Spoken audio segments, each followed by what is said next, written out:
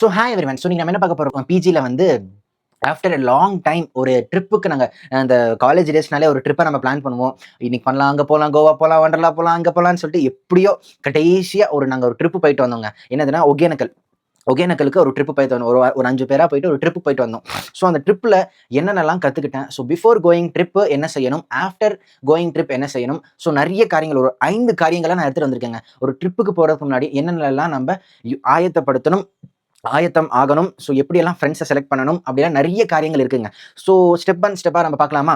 So முதலாவது காரியம் வந்து பிளேஸ். ஸோ ஒரு பிளேஸ் நம்ம செலக்ட் பண்ணணும். ஸோ அது எல்லாமே காமன் தான். ஒரு பிளேஸ் நம்ம செலக்ட் பண்ணணும். ஸோ வண்டர்லா இங்கலாம் செலக்ட் பண்ணோம். ஸோ கடைசியா ஃபைனலைஸ்டா இதெல்லாம் வந்து லாஸ்ட் மொமெண்ட்ஸ்ல தான் வந்து எல்லாமே ஆச்சு. என்னதுன்னா ஒகேனக்கல் போலாம்டா அப்படின்னு கடைசி நேரத்துல சைன போட்டு போனது தான் இந்த ஒகேனக்கல். ஸோ ஃபர்ஸ்ட் எதுனா ஒரு பிளேஸ் செலக்ட் பண்ணணும். 2வது என்னதுன்னா பட்ஜெட். ஸோ கண்டிப்பா வந்து பட்ஜெட்ட நம்ம வந்து ஃபிட் பண்ணணுங்க. இதுக்கு இவ்வளோ ஆகும். ஸோ பட்ஜெட்டே இல்லாம நம்ம எப்பயுமே எங்கேயுமே போக்கூடாதுங்க. இதுக்கு இவ்வளோ எக்ஸ்பென்ஸ் ஆகும். அதுக்கு பெட்ரோலுக்கு, டோலுக்கு, ஃபுட்டுக்கு, சப்போஸ் அங்க தங்குறோம்னா தங்குறதுக்கு எல்லாத்துக்கும் ஒரு பட்ஜெட் பிளானிங் கண்டிப்பா போட்டாகணுங்க. ஸோ பிஃபோர் கோயிங் நான் ஒரு கேட்டகரிஸா நான் சொல்றேன். ஃபர்ஸ்ட் என்னதுன்னா friends will be different and friends will be different in mind sets. So எல்லாமே எல்லா ஃப்ரெண்ட்ஸும் ஒரே மாதிரி இருக்க மாட்டாங்க. நம்ம கூட இருக்கிறவங்க எல்லாருக்கும் ஒரு டிஃப்ரெண்ட் மைண்ட் செட் இருக்கும். ஸோ ஒரு மைண்ட் செட் ஃப்ரெண்ட்ஸ் எப்படி இருப்பாங்கன்னா, some friends putting all the money to the one person. இது என்னதுடா அது அப்படின்னா, இப்போ ஒரு ட்ரிப்புக்கு போறோம்னு வச்சுக்கோங்களேன், அமௌண்ட் வந்து ஈக்குவலா நம்ம ஷேர் பண்ணணுங்க. நீ இப்போ ஃபார் எக்ஸாம்பிள் நாங்க போனது ஒரு 5 பேர் போனோம். இப்போ பெட்ரோலுக்கு நீ ஒரு ஈக்குவலா ஷேர் பண்ணடா. நீ பாதி அமௌண்ட் போடு. நான் ஒரு ரூ. 100 போடுறேன். நீ ஒரு ரூ. 100 போடு. எல்லாருமே டோட்டலா ஒரு 100 ரூ. 500 போடுவோம் அப்படின்னு சொல்லிட்டு ஈக்குவலா அமௌண்ட் நம்ம ஷேர் பண்ணணுங்க. ஏன்னா, நெறைய ஃப்ரெண்ட்ஸ் வந்து என்ன மிஸ்டேக் பண்ணுவாங்க தெரியுமா? ஒருத்தன் வந்து அந்த ஃப்ரெண்ட்ஸ் சர்க்கிள்லயே ஒருத்தன் வந்து கொஞ்சம் பணம் வச்சிருக்கிற மாரி, கொஞ்சம் ரிச்சா அவன் இருந்தான்னா, அவன் மேலேயே எல்லாமே பில் போடுவாங்க. டோட்டல் பில்ல வந்து அவன் மேலேயே கட்டிடுவாங்க. பெட்ரோலுக்கு நீயே போட்டுக்கோ, சாப்பாடுக்கு நீயே போட்டுக்கோ அப்படின்னு சொல்லிட்டு எல்லா பில்லும் அவன் மேலேயே நம்ம கட்டக்கூடாதுங்க. ஸோ ஒரு ஈக்குவலான ஷேரிங் நம்ம இருக்கணுங்க.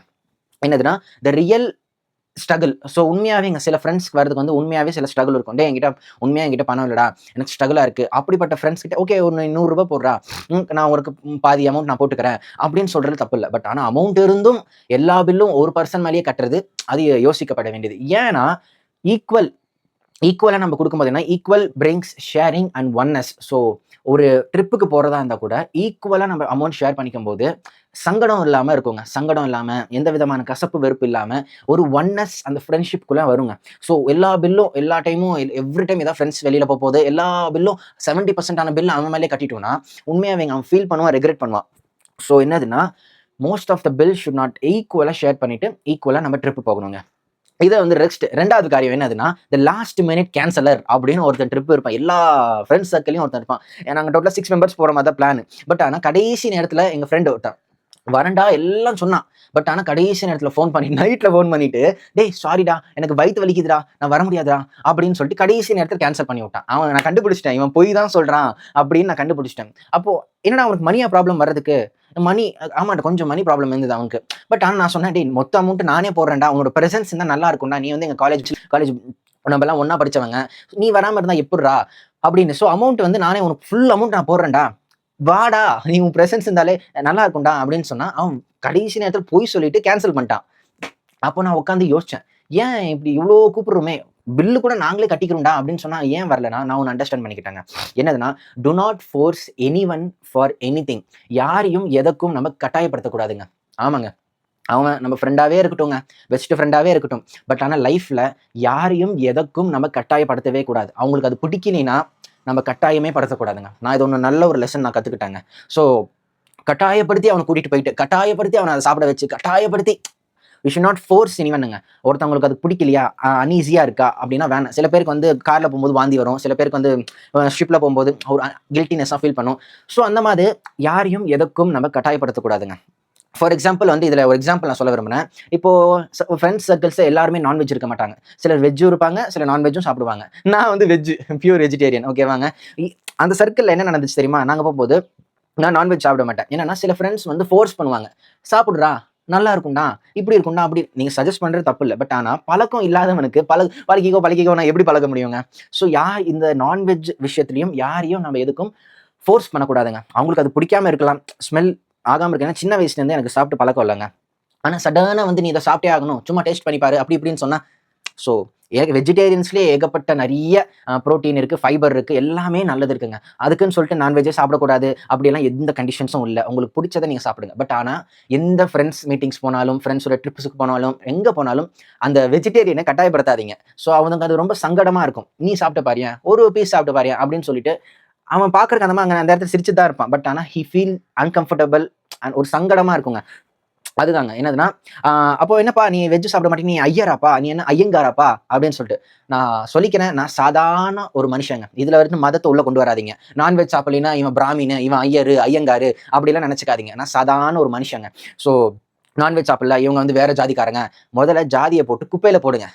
ஓகேவா? எல்லா வீடியோஸ்லையும் நான் 100% நான் சொல்லுவேங்க.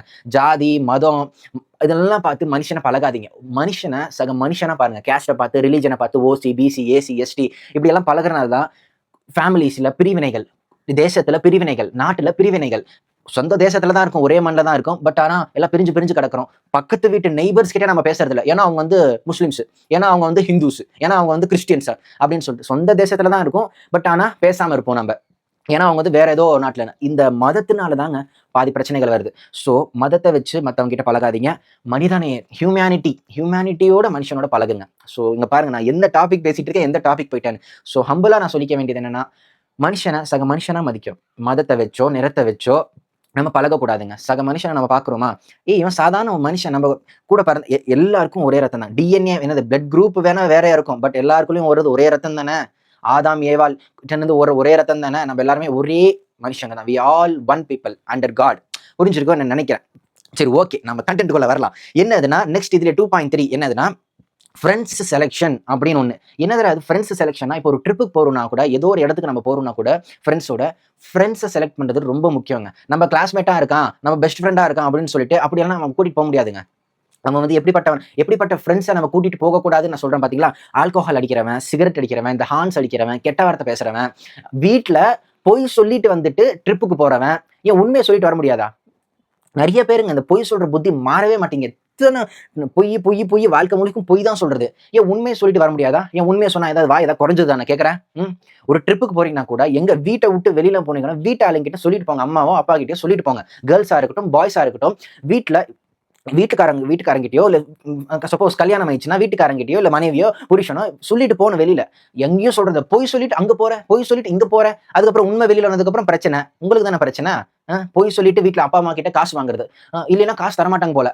நீ பொய் சொல்லிட்டு காசு வாங்குறது காட்டிலும் உண்மையா நேர்மையா காசு வாங்கினீங்கன்னா ஓகே, உன்னை நம்புவாங்க நெக்ஸ்ட் டைமுக்கு. நீ பொய் சொல்லிட்டு காசு வாங்கினீங்கன்னா எப்படிப்பா? ஸோ ஒரு ரெஸ்பான்சிபிள் பர்சனா நம்ம இருக்கணும்னா வாழ்க்கையில பொய் நம்ம சொல்லக்கூடாதுங்க. இப்படிதாங்க எங்க காலேஜ்ல வந்து ஏதோ ஒரு ஈவெண்ட்டுக்காக நம்ம போனோம். ஏதோ ஒரு பெங்களூருக்கு நாங்கள் போனோம். கார்ல உட்காந்துட்டு இருந்தோம். பின்னாடி வந்து யாரோ உட்காந்துட்டு, என்னோட பக்கத்து கிளாஸ் ஃப்ரெண்ட்ஸ் தான். அவங்க பேசிட்டு இருக்காங்க. டேய், நீ எப்படா ட்ரிப்புக்கு வந்த? சார், நீ எப்படா இந்த ஈவெண்ட்டுக்கு வந்த அப்படின்னு கேட்க, அவன் ஓப்பனா சொல்லிட்டு இருக்கான், நான் வீட்டுல போய் சொல்லிட்டு வந்தேன்டா, எங்க அம்மா கிட்ட நான் கோயிலுக்கு போறேன்டா அப்படின்னு சொல்லிட்டு இப்படி இந்த ஊர் சுத்திட்டு இருக்கான் அவன். ஸோ என்னதுன்னா, வீட்டுக்கு தெரியாம எங்கேயும் நீங்க போகாதீங்க. எங்க போறீங்க, எப்ப வருவீங்க அப்படின்னு சொல்லிட்டு. ஏன்னா பதட்டவங்க. இப்போ உலகத்துல பசங்களுக்கு கூட சேஃப்டி இல்லை, பொண்ணுங்களுக்கும் சேஃப்டி இல்லை. ஸோ அப்படி இருக்கு தேசத்துல. ஸோ ரெஸ்பான்சிபிள் பர்சனா எங்க போறீங்க, எப்ப வருவீங்க சொல்லுங்க. கேர்ள்ஸா இருக்கட்டும், பாய்ஸா இருக்கட்டும், பி அண்ட் ரெஸ்பான்சிபிள் பர்சன். ஓகேவா? புரிஞ்சணும்னு நினைக்கிறேன். என்னதுன்னா, அதான் பணம் வீட்டுக்கு தெரியாம பணம் பொய் சொல்லிட்டு வாங்காதீங்க பணத்தை. நேர்மையா, அம்மா இங்க போறோமா, இப்போ இந்த நேரத்துக்கு வந்துருவோமா அப்படின்னு சொல்லிட்டு நேர்மையா இருக்க முயற்சி பண்ணுங்க. ஓகேவா? நெக்ஸ்ட் என்னதுன்னா, அந்த மாதிரி குரூப் ஸ்டடிஸ் போறேன், அங்க போறேன், இங்க போறேன்னு சொல்லிட்டு கேர்ள்ஸோட ஊரை சுத்துறது, பொய் சொல்லி சுத்துறது. நிறைய பேருங்க பொய் தான் சொல்லி சுத்திட்டு இருக்காங்க. நான் காலேஜ்ல பச்சையா பாக்குறேன். எல்லாம் பொய் தான் சொல்லி சுத்திட்டு இருக்காங்க. இந்த காலேஜ் டேஸ் லைஃப்ல ஃப்ரெண்ட்ஸோட கூட இந்த நாட்களை காட்டிலும் அவங்க எப்படிதான் வாய் திறந்தா எப்படிதான் பச்சையா பொய் சொல்றாங்களோ எனக்கு தெரியலங்க. ஏதோ உண்மையை பேசுறவனை மட்டும் ஏதோ கிரிமினல் மாதிரி பாக்குறாங்க. பாக்கட்டுங்க, பாத்துக்கலாம் வாங்க. உண்மை ஒரு நாள் ஜெயிக்க போதா இல்ல பொய் ஒரு நாள் ஜெயிக்க போதான்னு லெட் காட் வில் ரிவீல் தம். ஓகேங்க, இதுதாங்க ஃப்ரெண்ட்ஸை வந்து கேர்ஃபுல்லா நம்ம செலக்ட் பண்ணணுங்க. யாரை கண்டவன் எல்லாத்தையும் ட்ரிப்புக்கெல்லாம் கூட்டிட்டு போனீங்கன்னா அந்த ட்ரிப்பே நாசமா போயிடுங்க. இந்த மாதிரி தான் ஏதோ ஒரு ஃப்ரெண்ட்ஸ் ட்ரிப், இன்னொரு ட்ரிப் எங்கேயோ நாங்கள் போயிட்டு வந்தோம். என்னோட ஃப்ரெண்ட்ஸ் வீட்டுக்கு நாங்கள் போயிட்டு வந்தோம். போகிற ஜேர்னியில் வந்து எங்கேயோ ஒரு கடையில் நாங்கள் ஸ்டாப் பண்ணோம், தண்ணி வாங்குறதுக்கு ஏதோ ஸ்டாப் பண்ணோம். அப்போ வந்து என்னோட கிளாஸ் பின்னாடி பெஞ்சில் உட்காந்துருக்கவன் தான் நினைக்கிறேன். பின்னாடி பெஞ்சும் கொஞ்சம் முன்னாடி பெஞ்சில் உட்காந்துக்கிறவன் தான் அவன் பஸ் விட்டு இறங்கணும், நாங்கள் தண்ணி குடிச்சிட்டோம். அவன் போயிட்டு பெட்டி கடைக்கு போயிட்டு சிகரெட் அடிச்சிட்டு இருக்கான். எனக்கு ஒரே ஷாக்கு. என்னடா கூட படிச்சுட்டு இருந்தவன் நீ என்னடா சிகரெட் அடிச்சிட்டு இருக்க அப்படின்னு போயிட்டு உரிமையா, என் ஃப்ரெண்ட் ஆச்சு, என் கூட படிக்கிறவன் ஆச்சு, உரிமையா போய் டே இதெல்லாம் பண்ணாதடா, தப்புடா, உடம்புக்கு கேடுறா சொன்னேன். என்ன சொன்ன தெரியுமா? அதெல்லாம் முடியாது, என் உடம்பு நான் என்ன வேணா பண்ணுவேன், நீ யாரா அப்படின்னு என்ன பிடிச்சி கேட்கறான். அப்போ நான் எதுவுமே எடுத்துக்கல, ரொம்ப சீரியஸா எடுத்துக்கல. உன் லைஃப் நீயே கெடுத்துக்கடா, சொல்றது நம்ம சொல்லிடலாங்க. நம்ம உண்மையா நம்ம ஒருத்தருக்கு நம்ம ஃப்ரெண்டா இருந்தோம்னா பண்ற தப்ப நம்ம ஓப்பனா சொல்லுவோம். டேய் நீ சிகரெட் அடிக்கிற, நீ பொய் சொல்ற, நீ லஞ்சம் வாங்குற அப்படின்னு சொல்லிட்டு உண்மையான ஃப்ரெண்ட் நீ பண்ற தப்ப கண்டித்து உணர்த்துவான். சப்போர்ட் பண்ற நீ பண்ற தப்ப சப்போர்ட் பண்றவன் ஃப்ரெண்ட் இல்ல. டேய் நீ பண்றது தப்பு அப்படின்னு சொல்றவன் தான் ஃப்ரெண்டு. தப்பையும் ரைட்டா ஆக்கி மிங்கிள் பண்ணிட்டு போறவன் ஃப்ரெண்ட் இல்ல. ராங்குனா ராங்கு, ரைட்டுனா ரைட்டு. அவன் தான் உண்மையான ஃப்ரெண்டு. சும்மா கண்டவன் பொய் சொல்றவன், வீட்டுல பொய் சொல்லி காசு வாங்குறவன், இவெல்லாம் ஃப்ரெண்டா வச்சுக்காதீங்க. ஆல்கோஹால் அடிக்கிறவன், சிகரெட் அடிக்கிறவன், பீடி அடிக்கிறவன், கஞ்சா அடிக்கிறவன், இவனெல்லாம் ஃப்ரெண்ட்ஸா வச்சீங்கன்னா, ஊர் சுத்துறவன், சினிமா தியேட்டர் போறவன், இவங்களெல்லாம் ஃப்ரெண்ட்ஸா வச்சீங்கன்னா கண்டிப்பா நாசமா போயிருவீங்க. அதான் நம்ம நல்லா இருக்கிறதும் நம்ம நாசமா போறோம் நம்ம கூட இருக்கிற நண்பனால தாங்க. I hope you understand. So ஃப்ரெண்ட்ஷிப்ல கவனமா இருங்க. அது ஒரு கேர்ளா இருக்கட்டும், ஒரு பாயா இருக்கட்டும், friendship which be very careful. புரிஞ்சிருக்கும் என்ன நினைக்கிறேன். சரி ஓகேங்க. ஸோ ஃப்ரெண்ட்ஸை வந்து நம்ம ரொம்ப கேர்ஃபுல்லா நம்ம செலக்ட் பண்ணணும், ஒரு ட்ரிப்புக்கு போறதா இருந்தாலும். ஏன்னா அந்த ட்ரிப் ஒரு மெமரபிளான ட்ரிப்பா இருக்கணும்னா choose your friends wisely. Again okay, இதுல வந்து மூணாவது காரியம் என்னதுன்னா சேஃப்டி செக்ஸ். இதை நிறைய பேர் பண்றதே இல்லைங்க. சும்மா ட்ரிப்பை போனோமா, பைக்கை எடுத்தோமா, கார் எடுத்தோமா, போறோமா வந்துமா அப்படின்னு இருப்பாங்க. சேஃப்டி செக்ஸ் எப்பயுமே நம்ம பண்ணணுங்க. ஏன்னா யாருக்கு என்ன நடக்கும் யாராலையும் சொல்ல முடியாது. என்னெல்லாம் சேஃப்டி செக்ஷன், லீகல் டாக்குமெண்ட்ஸ். இப்போ ஒரு வண்டியில போறோம்னா கூட என்னது ஹெல்மெட் இருக்கா, ஆர்சி இருக்கா, லைசன்ஸ் இருக்கா, எல்லாம் வண்டிக்கு காத்து இருக்கா, பெட்ரோல் இருக்கா, எல்லாமே செக் பண்ணிட்டு நம்ம போகணும். நெக்ஸ்ட் என்னன்னா இப்போ லைசன்ஸ் இருக்கு, நெக்ஸ்ட் லைசன்ஸ் இருக்கா, டோல் இருக்கா. இப்போ ஃபார் எக்ஸாம்பிள் டோல் போகும்போது ரீசார்ஜ் பண்ணிருக்குமா, எல்லாமே ப்ரீ பிளான்டா நம்ம வச்சிருக்கணுங்க. என்னதுன்னா போலீஸ் கிட்ட 18 வயசு ஆச்சுனாலே லைசன்ஸ் எடுக்கணுங்க முதலாவது. ஸோ 18 வயசு யாருக்காவது ஆயிடுச்சுன்னா சீக்கிரமா போயிட்டு லைசன்ஸ் எடுங்க. ஸோ கவர்மெண்ட் ரூல்ஸ் அவங்க போடுற ரூல்ஸ் அவங்களே ஃபாலோ பண்றது இல்லைன்னா அது விட்டுருங்க. கவர்மெண்ட் பத்தி நம்ம எதுவும் ஒன்றும் நம்ம சாதிக்க போறது இல்லை. அவங்க சொல்ற ரூல்ஸை நம்ம ஃபாலோ பண்ணிட்டு போயிடலாமே. எதுக்கு நம்ம அப்புறம் போலீஸ் கிட்ட ஒரு ட்ரிப் போகும்போது போலீஸ் கிட்ட போயிட்டு லைசன்ஸ் இல்லை, ஹெல்மெட் இல்லை அப்படின்னு சொல்லிட்டு சும்மா தேவையில்லாத ஒரு 500 ரூபாய் அவங்களுக்கு முய் வச்சுட்டு வருது. ஸோ ஒரு சேஃப்டி செக்ஸ், கார்ல போறோம்னா எல்லாமே காத்து இருக்கா, எல்லாமே ப்ரீ பிளான்டா நம்ம எல்லாமே ரெடி பண்ணிட்டு போறது நம்ம சேஃப்டிக்காக. சேஃப்டி செக்ஸ் நம்ம எதுக்கும் பாத்துக்கிறது எப்பயுமே நல்லதுங்க. Safety sex, legal documents, licence, RC, toll எல்லாமே சேஃப்டி. ஸோ என்னதான் ட்ரிப் போயிட்டு வந்தா கூட சேஃப்டி தான் நமக்கு ரொம்ப முக்கியங்க. அதுக்குன்னு சொல்லிட்டு எப்பயும் இந்த பசங்க தாங்க பைக் ஒன்று கிடைச்சா போதும், கார் ஒன்று கிடைச்சா போதும், அடுத்து பிடிச்சி ஏற்ற வேண்டியது, 80ல போறது, 100ல போறது. ஏன்டா கொஞ்சம் மெதுவாக தானே போங்கண்ணா. கிரேஸ்ன்னு சொல்லிட்டு உங்க வாழ்க்கையை நீங்க அழிச்சுக்காதீங்க. ஹம்பிளா நான் சொல்லிக்கிறேன். இந்த பைக்கை வாங்கி கொடுத்தா, வீட்டுல பைக் வாங்கி கொடுத்துருப்பாங்க, அப்பா அம்மா கஷ்டப்பட்டு வேர்வை சிந்தி ஒரு பைக் ஒன்று வாங்கி கொடுத்துருப்பாங்க. இல்ல அவனே சரி இப்பெல்லாம் பசங்களே சம்பாதிச்சுட்டு இஎம்ஐலயே ஏதோ ஒன்று கஷ்டப்பட்டு வாங்குறாங்க. பட் ஆனா வாங்கும் போதே ஒரு ஹெல்மெட் சேர்த்து வாங்குங்க. எடுக்கும் போதே 18 வயசு ஆயிடுச்சுன்னா ஒரு லைசன்ஸ் எடுங்க. ஹம்பிளா நான் சொல்லிக்கிறேன்.